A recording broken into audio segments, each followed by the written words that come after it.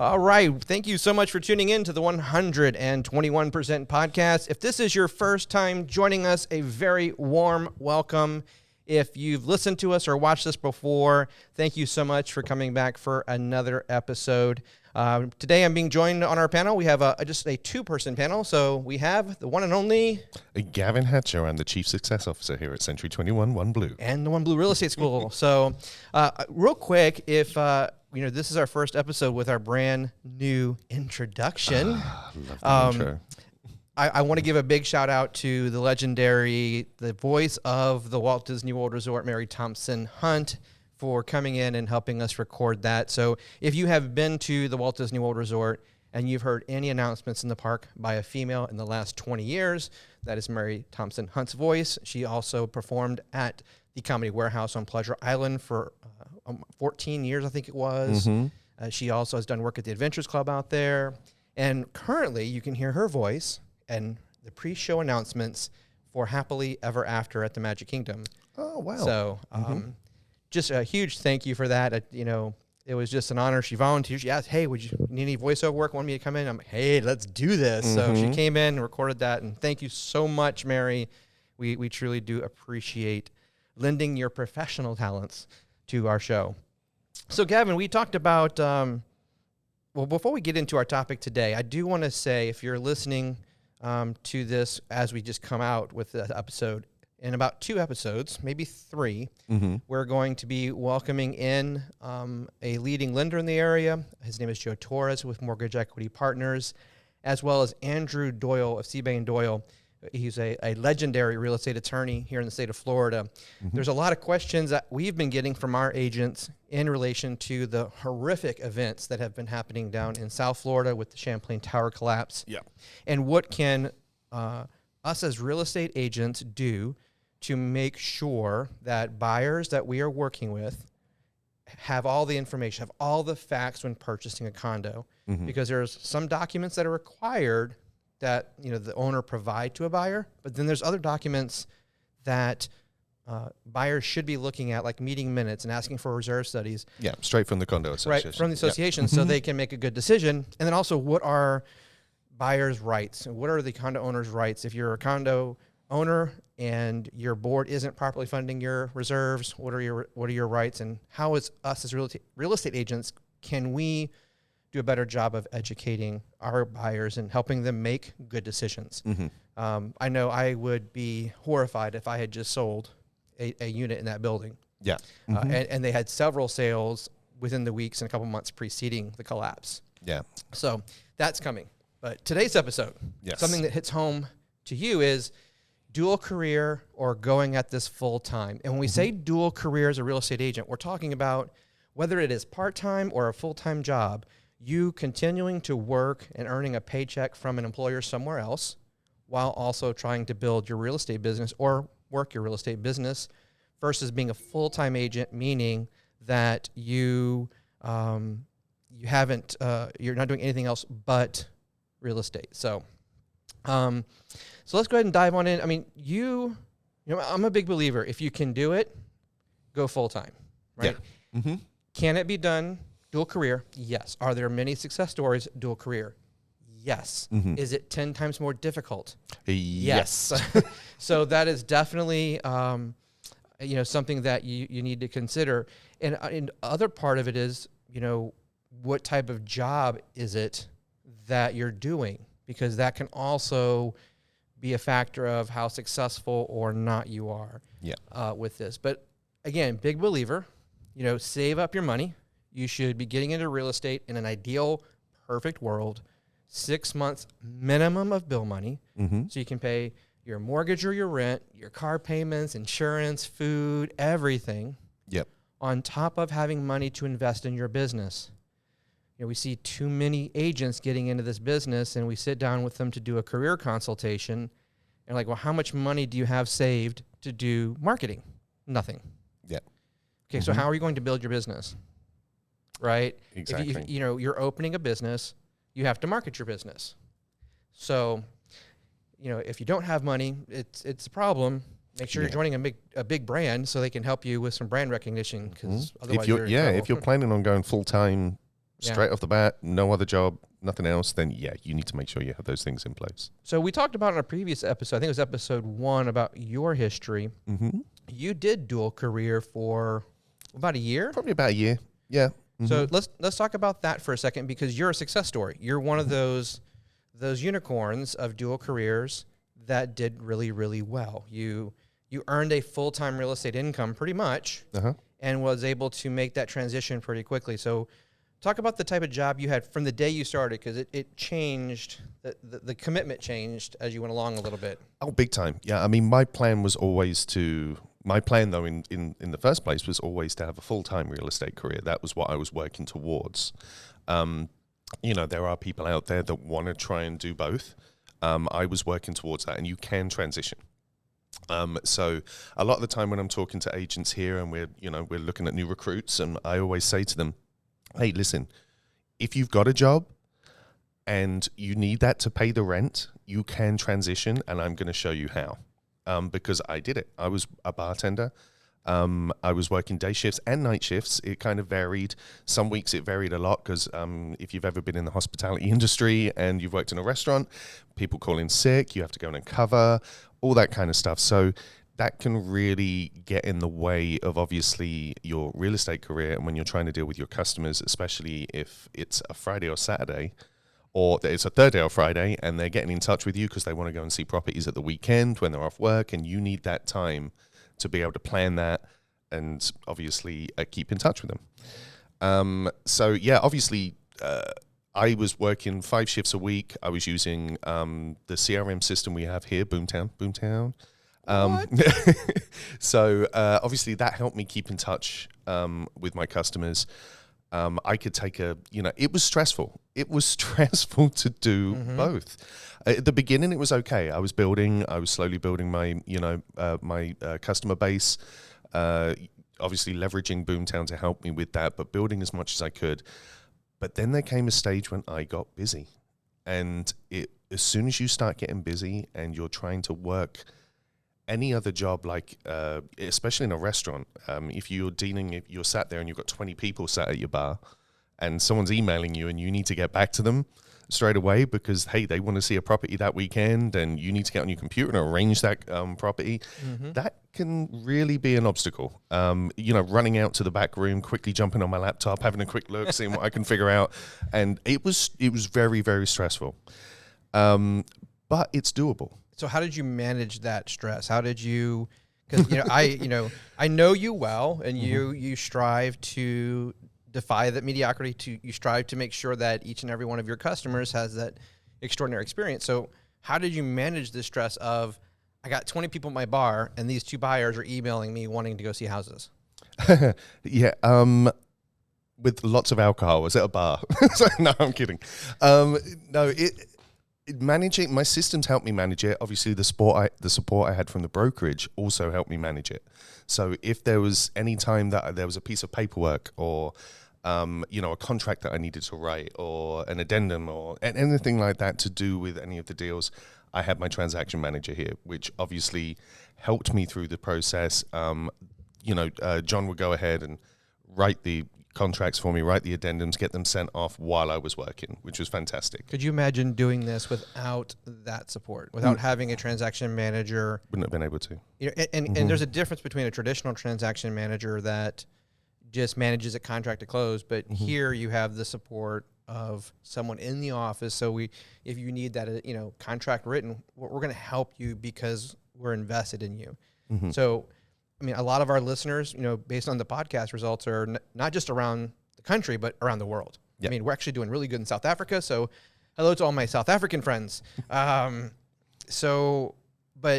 having that additional support, finding a brokerage that gives you the tools and the automation, I'm hearing was a good plus. Definitely. Having the actual human support, having, not having to go wander around in the cloud, but being actually able to talk to someone and come in and meet with them and get what you need done. Yeah, or Zoom. Yeah. We Zoomed long before Zoom was the thing, right? Before the COVID Zoom thing. As COVID came out, everybody's like, "Oh, Zoom!" Like, yeah, we've been doing that next. Yeah, it was. Definitely having the human element, having someone here to help me with that. I mean, other brokerages have transaction managers. they're not going to do that for you. Some some brokerages have transaction managers that aren't even in the state because they're mobile. They're, it's a whole just online and on the phone thing, which is fine. A transaction manager can do that for you. But actually having someone to just take the reins, for me, just to give them a quick call and, hey, listen, I'm drowning right now. I need this help. I need this help. I need this contract written. I need this addendum to go out. Hey, can you look up this listing for me and just see when it's available to show? Mm-hmm. I had all that. Right. I had the support. So that helps some of the stress. Oh, it helped with a lot of the stress. I mean, it took it off my plate so I could concentrate on what I was doing, paying the bills, right? While I was building my business. And did you ever lose a customer because of not being able to show houses or having to work? I'd like to say no. I didn't lose any customers. I came close one, not close enough that I was, really, really scared of losing them. But in my head, because obviously I want to look after the customer as much as possible. We want to defy mediocrity, give it 121%. I felt bad. It was me, but in their eyes, everything was going great. Right. But for me, I was like, I'm not giving as much as I want to give. I always use the duck analogy. If you see ducks swimming on the water, on the surface it looks peaceful and smooth, but underneath the water it's a little, Yeah. For those on podcast, we just imitated the pod. The little ducky legs. Yeah, the little legs. There's a little paw. What's not paws? What is it? Feet. Yeah, we'll go with feet. Kicking things, feverishly under the water, and that's a lot of what real estate is, right? Whether it's dual career or not, you have this craziness going on, but you don't want your customer to see it. No. When I worked at Disney, right? Or in the hotel business, the back of the house, you'd have this nice, nice calm music in the hallways and in the lobby. And then you go right behind in the back office and it's sheer hell. Same thing at restaurants, right? Oh, same thing. Yeah, especially fine dining. In the front of the house, that's peaceful music, candlelights, white linen. You go in the kitchen and cussing and screaming and yelling. And then as soon as you step back out on the floor, it's big smile and out you go. And it's an act. It's very much putting on the customer service face and going out and doing it. Yeah. So you were able to how many when you first started in real estate, how many shifts per week were you working on average? 5 shifts. Sometimes I was picking up more than that as well because I had to. So around 5. Around 5.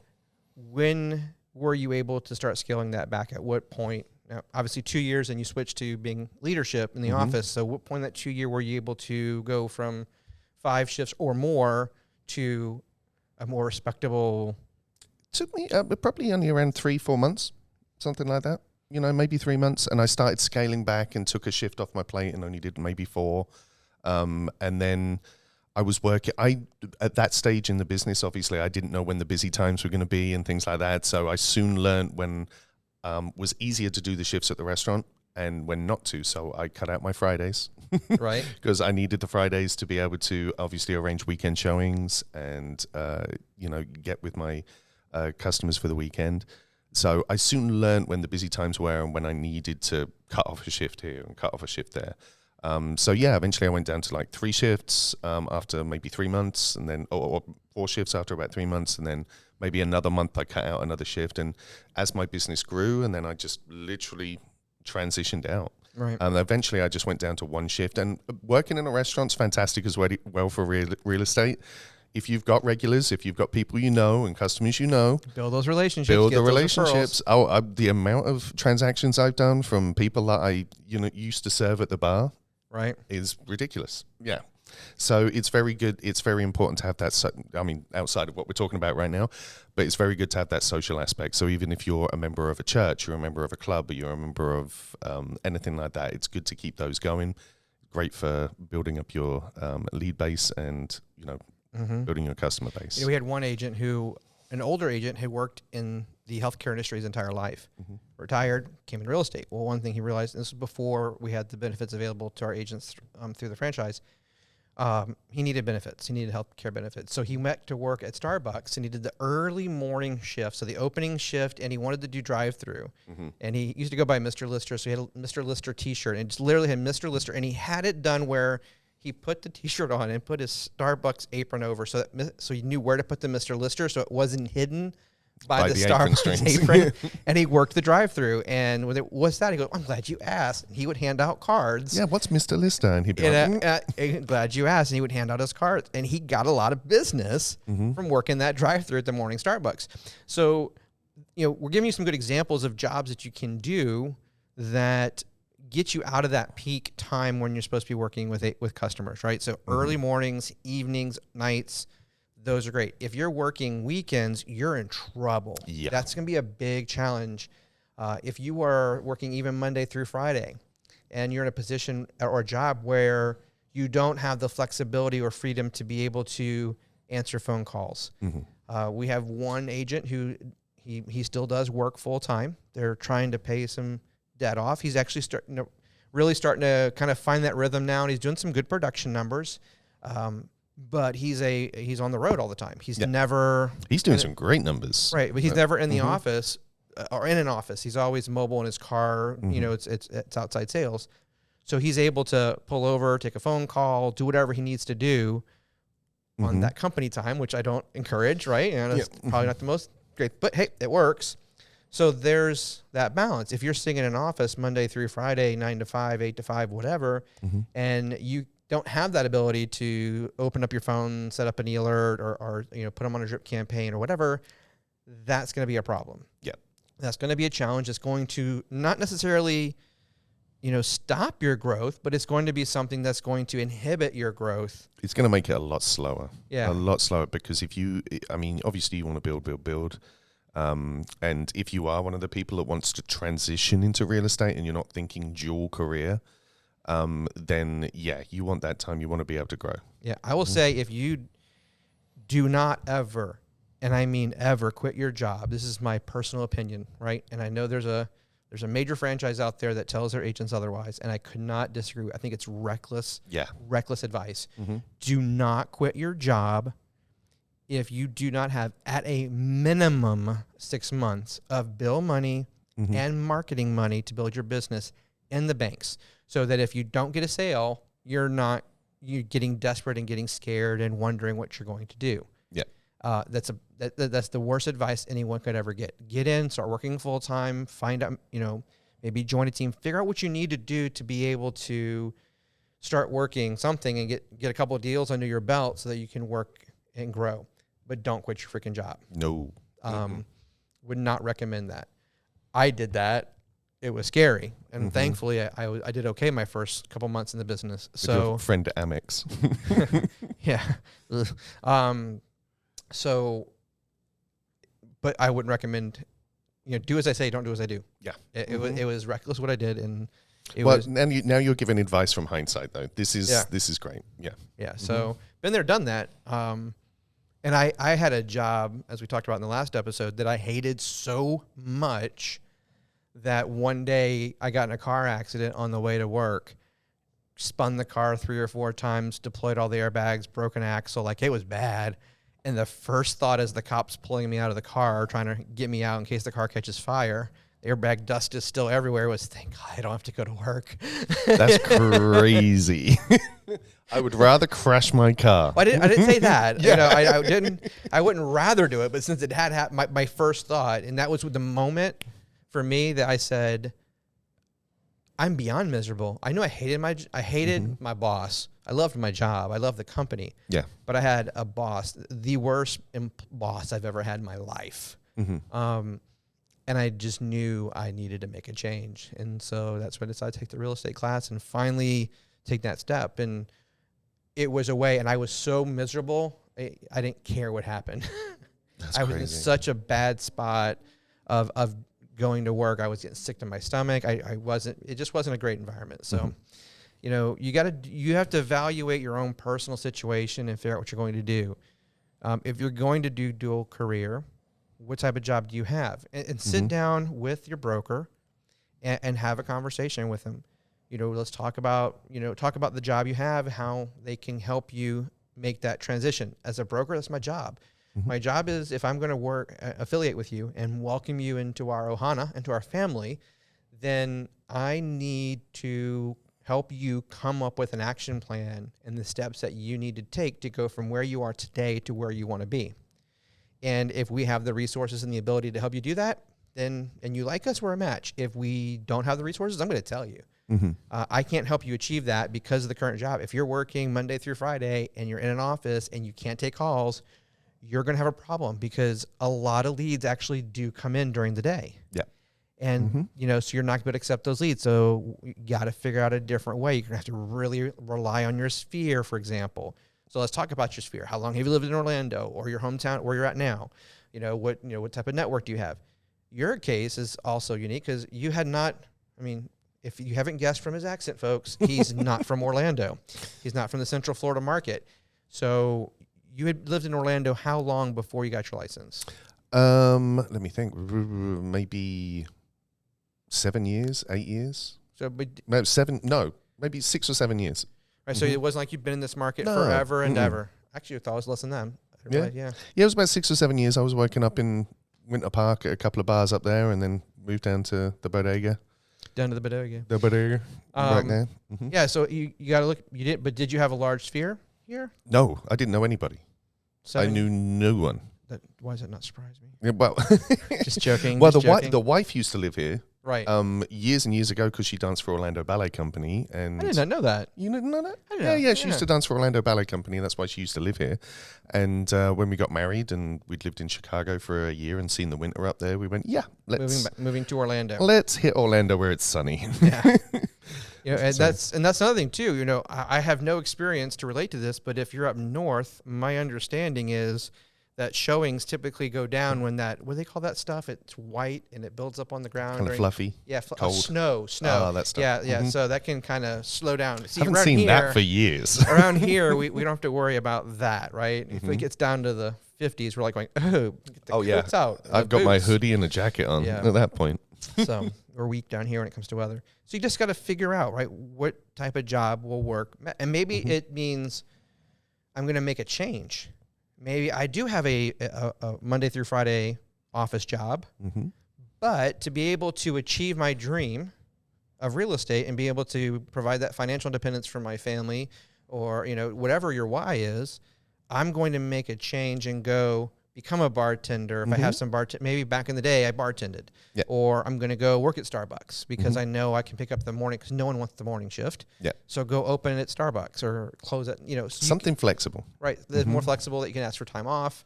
So that way you can make it work. So you can still keep an income coming in as well as build your new income. Yeah.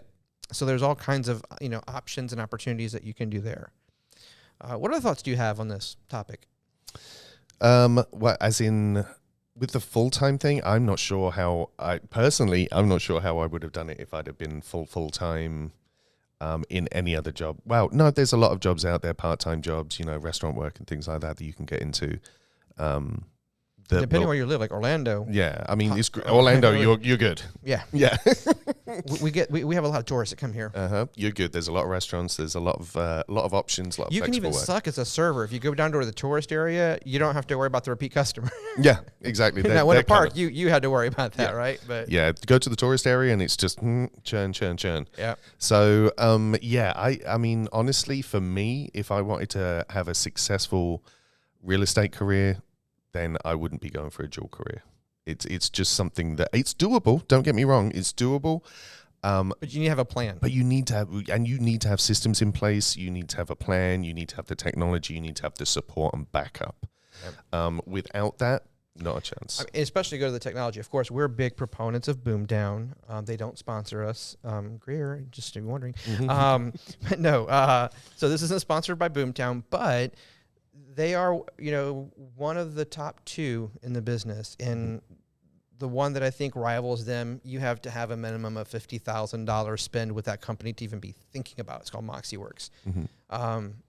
But Boomtown is a system where, if even while you're working, the system you can set it up using and leveraging the automation that comes with the system.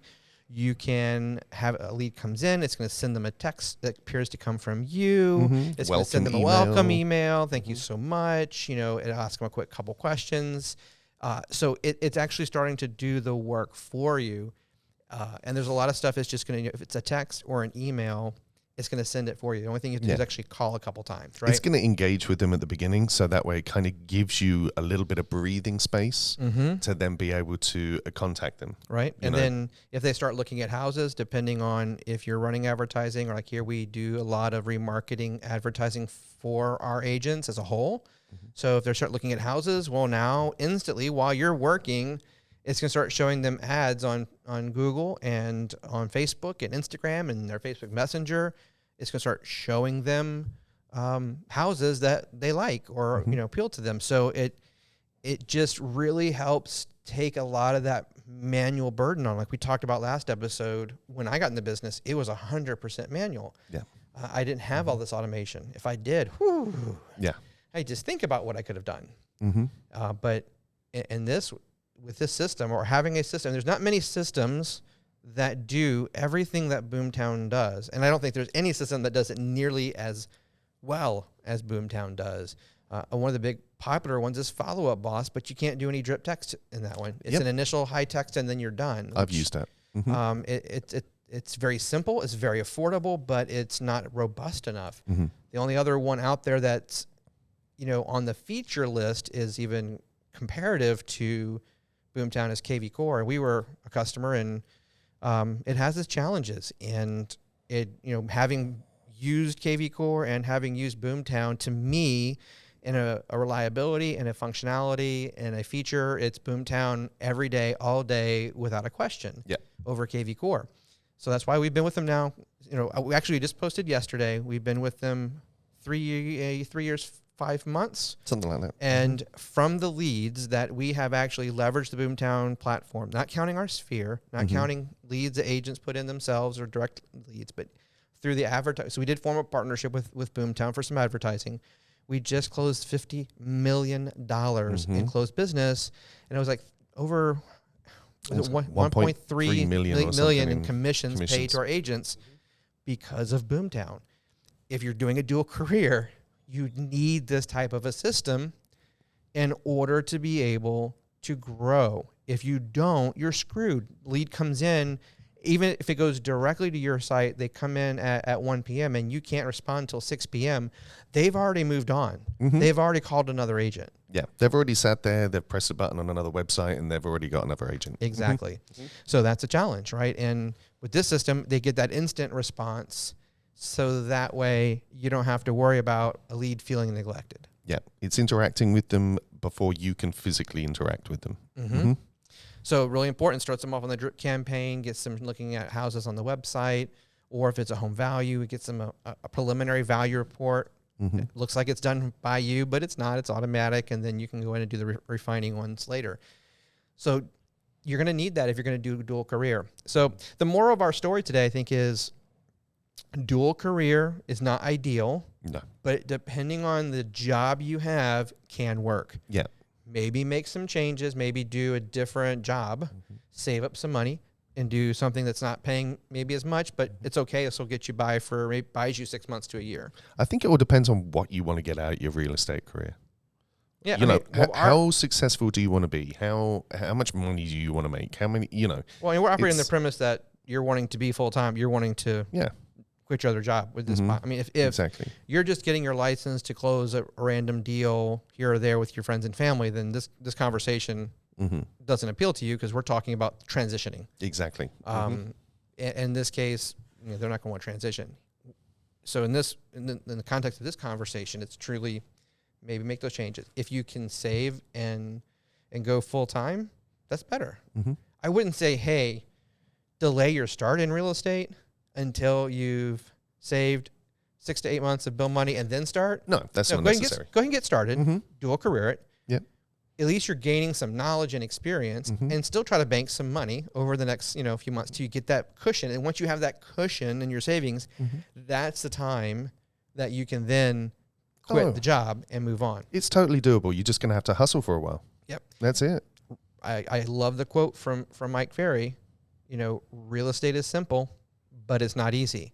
Meaning you have to do the work. And if you're working a full-time job and you come home exhausted from work, guess what? Now it's time to start work on the second job of building a real estate business. The difference is, and where I hear from agents a lot, is they get this second wind of energy at that point because all day they've been working to line someone else's pockets. Mm-hmm. Now they're working hard to help people find home, to help people with the American dream.